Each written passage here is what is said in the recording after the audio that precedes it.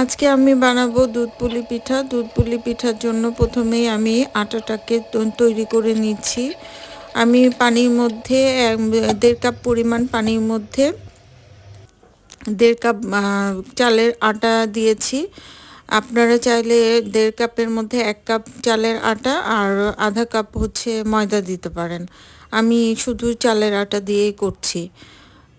আর সামান্য একটু দুধ দুধ পানির সাথে একটু দুধ মিক্স করে নিয়েছি, তাহলে ফ্লেভারটাও সুন্দর হয় আর হচ্ছে একটু নরম নরম হয়।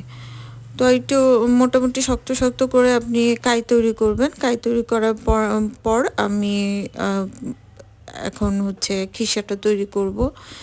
আগের জমানায় খিসা যেটা তৈরি করতে আমি দেখেছি আমার আম্মাকে, 2-3 দিন আগে পিঠা বানানোর 2-3 দিন আগে 7-8 কেজি পরিমাণ দুধ নিয়ে নিতেন, নিয়ে সেটাকে একদম হাফ করে ফেলতো, 3.5 কেজি করে ফেলতো। সেখানে প্রচুর পরিমাণ নারকেল কোরানো দিয়ে আর গুড় দিয়ে হালকা একটু হালকা হালকা মিষ্টি, মানে খিসার মধ্যে বেশি মিষ্টি হলে আবার ভালো লাগে না। আগে আগে আম্মাকে দেখতাম চিনি দিত না, আম্মা ওই গুড় দিয়েই খিসাটা তৈরি করতো। মানে অসম্ভব মজা হতো, শুধু শুধুই খিসাটা খাওয়া যেত। তো এখন তো আসলে ডিজিটাল যুগ। তো এখন হচ্ছে অত দুধের, মানে 1 কেজি দুধের মধ্যে আমি একটু মানে 3 ভাগের 1 ভাগ শুকিয়ে নিয়েছি। তারপরে আমি তার মধ্যে পাউডার দুধ দিয়েছি। তারপরে এর মধ্যে আমি সামান্য পরিমাণ সুজি আর একটু চালের গুঁড়ি দিয়েছি একটু ঘন হওয়ার জন্য। তারপরে আমি নারকেল দিয়েছি।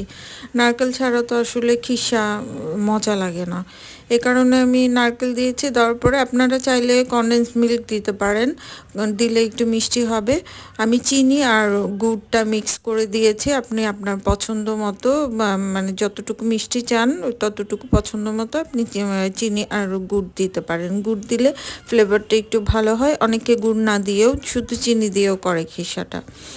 তো এখন হচ্ছে আমি এটা খিসা তৈরি করার পর আমি আটাটাকে ভালো মতো মথে নিয়েছি। মথার পরে আমি ওই সিদ্ধ পুলির আকৃতি করেছি, হাত দিয়ে রুটি মতো, গোল রুটি মতো বানিয়েছি। তার মধ্যে আমি পুর দিয়ে নকশা করে অনেকটা অর্ধ চাঁদের মতো নকশা করে আমি এই সিদ্ধ পুলিটা তৈরি করেছি।